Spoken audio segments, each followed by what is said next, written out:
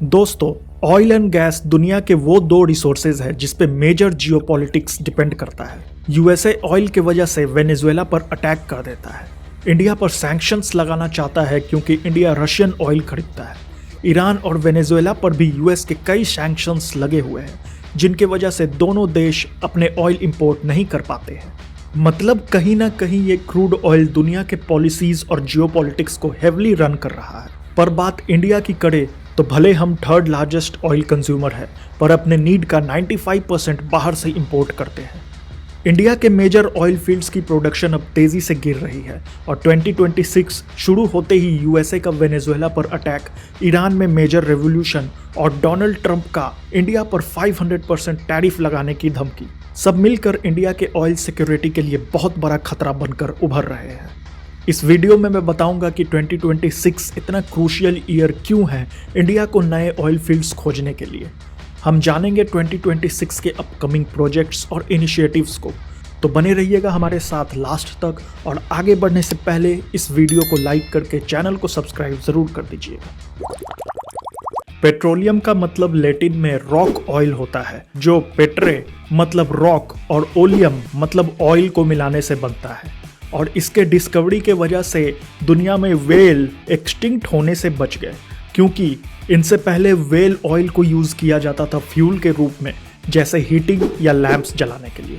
पर बाद में केरोसिन एक सस्ता और बेटर अल्टरनेटिव बन के सामने आया।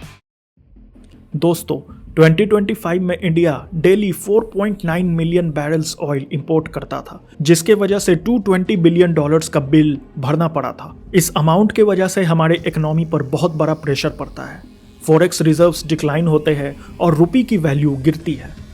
दोस्तों, पहले तो एक बात बिल्कुल दिमाग में डाल लो, इंडिया में अभी तक कोई भी बड़े ऑयल फील्ड्स डेवलप नहीं हुए हैं जो यहाँ की ऑयल नीड को पूरा कर सके। इंडिया आज के डेट में बाहर से भारी मात्रा में ऑयल इंपोर्ट करता है, और पिछले 10 से 12 साल का अगर डेटा देखा जाए तो जियोपॉलिटिकल टेंशन्स की वजह से कई बार इंडिया को अपने ऑयल ट्रेड को पूरी तरह से चेंज करना पड़ा था।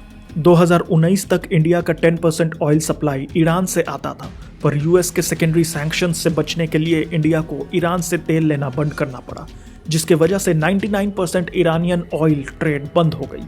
उसी तरह 2013 में वेनेजुएला से 13% ऑयल इंडिया आया करता था, पर यूएस के सैंक्शंस की वजह से 2019 में ये 7% से 2025 में 0.5% ही रह गई।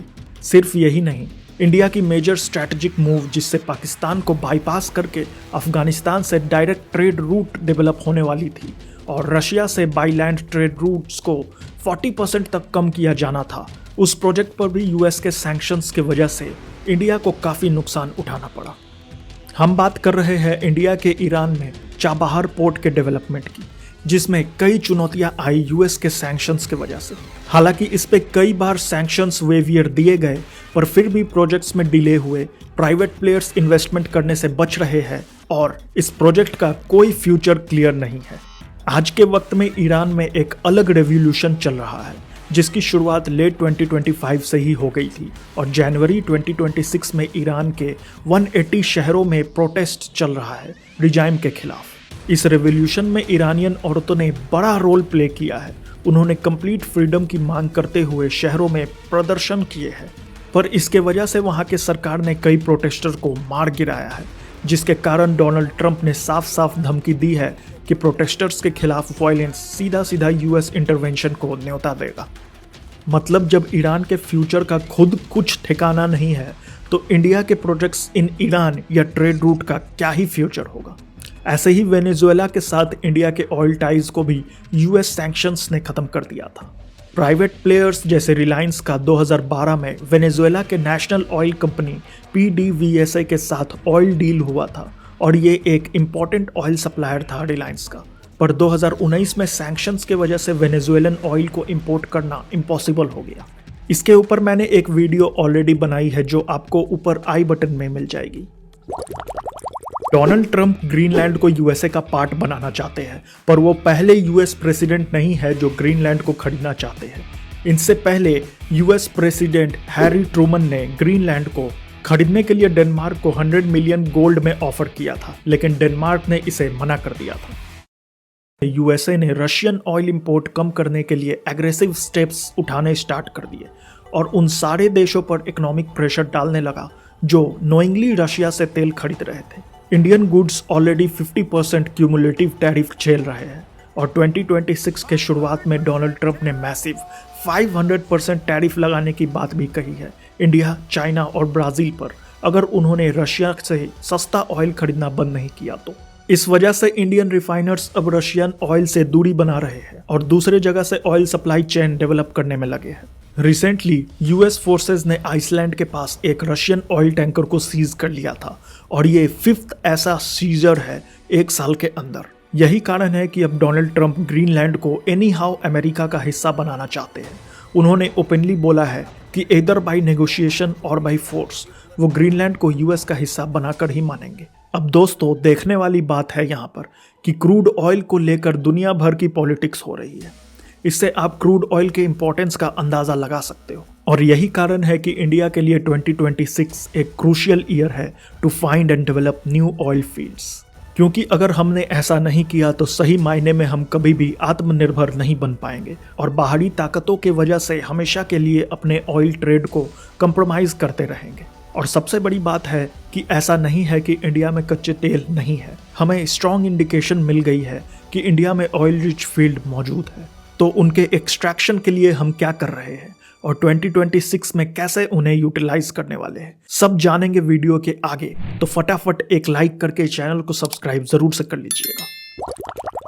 वेनेजुएला का ओरिनोको बेल्ट दुनिया का सबसे बड़ा ऑयल फील्ड माना जाता है और एक टाइम था जब यहाँ पर पेट्रोल पानी से सस्ता मिलता था और 1999 से पहले ये देश यूएस का एक मेजर ऑयल सप्लायर भी था। पर पॉलिटिकल इंडिफरेंस और inclination towards Russia, Iran and China ने यूएस को मजबूर कर दिया इस पर हेवी सैंक्शंस लगाने के लिए। दोस्तों, दुनिया भर में जियोपॉलिटिकल उथल पुथल को देखकर इंडिया भी 2026 में पूरी तरह से तैयार है अपने ऑयल एक्सप्लोरेशन को बढ़ाने के लिए।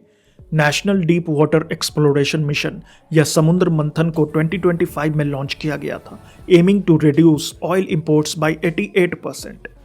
2026 में प्रोजेक्ट्स के अंडर कई डीप सी एक्सप्लोरेशन ओपन होने वाले हैं, जैसे अंडमान, महानदी और कावेरी पलार रीजन। इस मिशन में approx 1 million square kilometre areas को एक्सप्लोर किया जाएगा जो पहले नो गो जोन्स में आते थे। ये मिशन एक ब्रॉडर डीप ओशियन मिशन के साथ ऑपरेट करेगा, जैसे समुद्रयान प्रोजेक्ट, जो इंडिया का पहला मैन्ड डीप सी मिशन होगा और इसमें 3 एक्वानॉट्स को 6000 मीटर्स की गहराई में भेजा जाएगा। इस प्रोजेक्ट के लिए मत्स्य 6000 नाम की इंडिजिनियसली मेड मशीन बनाई गई है जो समुद्र के गहराई में जाके deep sea minerals like polymetallic nodules rich in cobalt, nickel और मैंगनीज की तलाश करेगी। इन प्रोजेक्ट्स में advanced remotely operated vehicles use किए जाएंगे और 2026 से ये सारे प्रोजेक्ट्स लाइव हो जाएंगे। इसके अलावा हाइड्रोकार्बन्स सर्च करने के लिए इंडिया OLP-10 राउंड भी करने वाला है, जो कि अभी तक में सबसे बड़ा OLP राउंड होगा, covering an area of 1.9 lakh square kilometres spread in 25 blocks.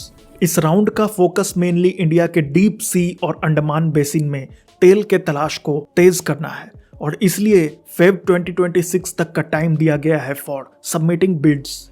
2026 में ही ONGC और ऑयल इंडिया मिलकर 3200 करोड़ रुपए का इन्वेस्टमेंट करने वाले हैं फॉर एक्सप्लोरेटरी ड्रिलिंग मिशन, जिसमें 4 deep sea region Andaman, Mahanadi, Saurashtra और बंगाल सेडिमेंट्री बेसिन को ड्रिल किया जाएगा with the help of foreign players like BP। Government इन ड्रिलिंग्स के कॉस्ट को रिइंबर्स करेगी, जिससे इस एरिया में एक्सप्लोरेशन इनकरेज होगा और सीस्मिक डेटा गवर्नमेंट को मिल सकेगा। गवर्नमेंट ने नए रूल्स भी पास किए हैं, जिसके वजह से अब एक सिंगल परमिट से एक्सप्लोरेशन, प्रोडक्शन और अदर प्रोजेक्ट्स जैसे कार्बन कैप्चरिंग कवर हो जाएंगे। Long term lease up to 30 years होने की भी सुविधा है और 180 डेज के अंदर लीज एप्लीकेशन डिसाइड करने का रूल भी बना दिया गया है।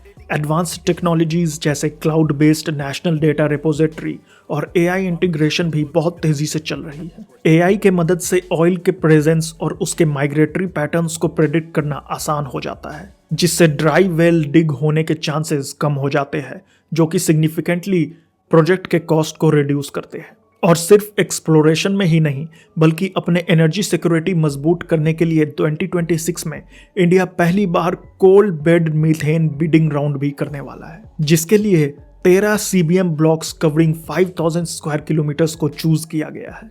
इस बिड से इंडिया CBM प्रोडक्शन को डबल करना चाहता है बाय 2027। इसके अलावा इंडिया के मेजर ऑयल कंपनीज अपने प्रोडक्शन में सिग्निफिकेंटली इंक्रीमेंट प्रेडिक्ट कर रहे हैं और इंडिया बाहरी खतरा देखते हुए अपने ऑयल एसेट्स के सिक्योरिटी को भी बढ़ा रहा है। चलिए इसके बारे में आगे जानते हैं।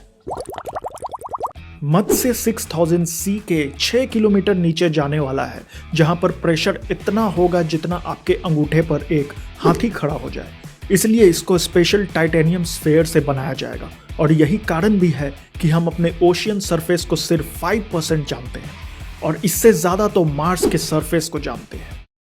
ONGC ने 2026 में 11% increment in hydrocarbon production predict किया था, पर बाद में इसको मॉडरेट करके 20 मिलियन मेट्रिक टन्स कर दिया गया, जो कि अराउंड 7% इंक्रीमेंट होता है। 4% घटाने का मेन रीजन केजी बेसिन में प्रोडक्शन मॉडरेट होना था। हालांकि फिर भी पिछले साल के 18 MMT से ज़्यादा प्रोडक्शन आउटपुट होने के चांसेस है, क्योंकि कई नए प्रोजेक्ट्स जैसे दमन upside project, KG rejuvenating project etcetera इस साल लाइंड अप है। दमन अपसाइड प्रोजेक्ट एक मेजर गैस प्रोजेक्ट है जिसको डेवलपमेंट का कॉन्ट्रैक्ट लार्सन एंड ट्यूब्रो को दिया गया है with a massive 5000 crore rupees और उम्मीद है कि ये 2026 के मिड एंड तक स्टार्ट हो जाएगा। ऑयल इंडिया लिमिटेड इस 2026 में एग्रेसिव ग्रोथ प्रेडिक्ट कर रहा है अराउंड 12%, मतलब पिछले साल के 6.71 MMT से सीधा 7.5 MMT तक। और इसके पीछे ऑयल इंडिया की मैसिव इन्वेस्टमेंट है जो कि इस साल 17,000 करोड़ तक है in more than 80 new wells. Reliance अपने 30% ऑफ नेशनल गैस इनपुट को मेंटेन करने की प्रेडिक्शन कर रहा है और ग्रीन एनर्जी की तरफ शिफ्ट करते हुए 2026 में अपने first battery giga factory and modular battery facilities operational करने वाला है। और ऐसा नहीं है कि सिर्फ फोकस नए फील्ड्स के डेवलपमेंट पर ही होगा। इस साल 2026 में दुनिया की हालात को देखते हुए इंडिया अपने ऑयल एसेट्स और प्रोजेक्ट्स को भी सिक्योर करने के लिए बहुत सारे स्टेप्स ले रहा है। जनवरी 2026 में अंडमान में integrated command and control centre में मेजर टेक्नोलॉजिकल शिफ्ट्स किए गए हैं with an investment of 226 crore rupees. इस सेंटर से सर्वाइलेंस इंटीग्रेट होगी, कम्युनिकेशन और coordination among multiple military and civilian agencies को एक सिंगल प्लेटफॉर्म के थ्रू ऑपरेट किया जाएगा, जिस वजह से एनर्जी इंफ्रास्ट्रक्चर के साथ साथ इस रीजन की रियल टाइम मॉनिटरिंग अच्छे से हो पाएगी। इंडिया की इकलौती tri service command in Andaman and Nicobar को मैसिव इंफ्रास्ट्रक्चर डेवलपमेंट मिलने वाला है। कार निकोबार और कैंपबेल बे के एयर बेसेस को अपग्रेड किया जा रहा है ताकि वहां हेवियर एयरक्राफ्ट लैंड कर सके। साथ में परमानेंट फाइटर जेट्स स्क्वाड्रन भी तैनात किए जाएंगे। इंडियन नेवी ने 19 कैपिटल वॉरशिप्स को इस रीजन में तैनात किया है और 2 फ्लोटिंग डॉक्स भी डेवलप किए हैं, जिससे शिप्स की मेंटेनेंस ऑन साइट ही की जा सकेगी। रीजन में सैटेलाइट मॉनिटरिंग और इंडिजिनियसली मेड नेविक को एक्सपैंड किया जा रहा है। साथ में नए मिसाइल्स, बैटरीज और सर्वाइलेंस सेंसर्स को डिप्लॉय किया जाएगा। 2026 में ही इस रीजन में advanced integrated theatre command model develop करने की बात हो रही है, जिसमें इमरजेंसी के टाइम पर आर्मी, नेवी और एयरफोर्स स्मूथली डिप्लॉय किए जा सकेंगे। इससे अगर बाहरी किसी भी देश से यहाँ पर खतरा महसूस होगा तो फोर्सेस की डिप्लॉयमेंट तुरंत की जा सकेगी, securing various projects in this region. Oil का लेन देन हमेशा बैरल्स में होता है, जो कि अप्रॉक्स 159 लीटर्स होता है, और जब हम एक बैरल क्रूड ऑयल की बात करते हैं तो उसमें से 159 लीटर्स पेट्रोल नहीं बनता है, बल्कि रिफाइनिंग के बाद सिर्फ 70 to 75% पेट्रोल बनता है और बाकी डीजल, जेट फ्यूल और बिट्यूमेन बनते हैं। मतलब क्रूड ऑयल का कुछ भी पार्ट खाली नहीं जाता है।